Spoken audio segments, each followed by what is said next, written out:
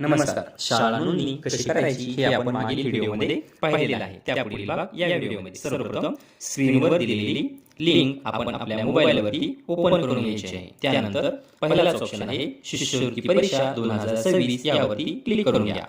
त्यानंतर इयत्ता 4थी व इयत्ता 7वी शिष्यवृत्ती परीक्षा या टॅबवरती क्लिक करायचं आहे. पुढे शाळा नोंदणी व शाळा लॉगिन असे दोन पर्याय दिसतील. त्यामध्ये पहिलाच शाळा नोंदणी यावरती क्लिक करा. त्यावरती क्लिक केल्यानंतर आपल्या शाळेचा UDIS कोड या ठिकाणी टाकायचा आहे. खाली आपल्या शाळेचं नाव ऑटोमॅटिकली येईल. त्यानंतर ही तुमची शाळा आहे का, तर यस म्हणून आपण या ठिकाणी निवडायचं आहे.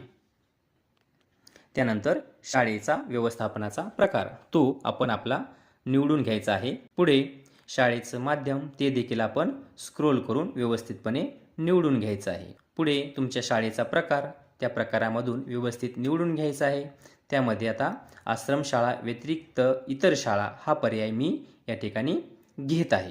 त्यानंतर शाळेचे क्षेत्र ग्रामीण आहे की शहरी आहे ते व्यवस्थितपणे निवडून घ्यायचे आहे. नंतर शाळेचा ईमेल ID जो व्यवस्थितपणे अचूकपणे भरायचा आहे. तोच खाली कन्फर्म स्कूल ईमेल ID या ठिकाणी देखील पुन्हा नव्याने टाकायचा आहे. खाली तुमच्या शाळेत इंटरनेट कनेक्शन आहे का, तर यस म्हणून निवडायचं आहे. नंतर शाळेचा पूर्ण पत्ता खाली आपल्याला या ठिकाणी भरायचा आहे. गाव, त्यानंतर पोस्ट, जिल्हा आणि तालुका हे ऑटोमॅटिकली त्या ठिकाणी येत आहे. गावाचा पिन कोड खाली टाकायचा आहे. त्यानंतर दूरध्वनी क्रमांक, बऱ्याच शाळांना दूरध्वनी क्रमांक नाही आहे. त्या ठिकाणी आपण मुख्याध्यापकांचाच मोबाईल क्रमांक टाकून त्यापुढे 11वा अंक जोडायचा आहे, जेणेकरून ती माहिती आपली सेव्ह होईल. पुढे आपल्या मुख्याध्यापकाचं आडनाव टाकायचं आहे. त्यानंतर प्रथम नाव, मधले नाव, मुख्याध्यापकांचा मोबाईल क्रमांक तोच 2 वेळा टाकायचा आहे पुन्हा.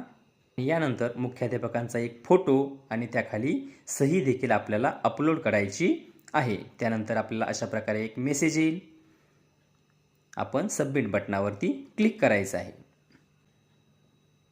त्यावरती क्लिक केल्यानंतर आपणासमोर अशी आणखीन एक विंडो येईल. यानंतर आपण येसवरती क्लिक करायचं आहे आणि या ठिकाणी आपल्या शाळेचं रजिस्ट्रेशन सक्सेसफुली पूर्ण झाल्याचा मेसेज येईल. त्यानंतर UDIS कोड टाकून आपल्या मेलला आलेला पासवर्ड टाकून या ठिकाणी लॉग इन करायचे आहे व पुढील माहिती भरायची आहे. धन्यवाद.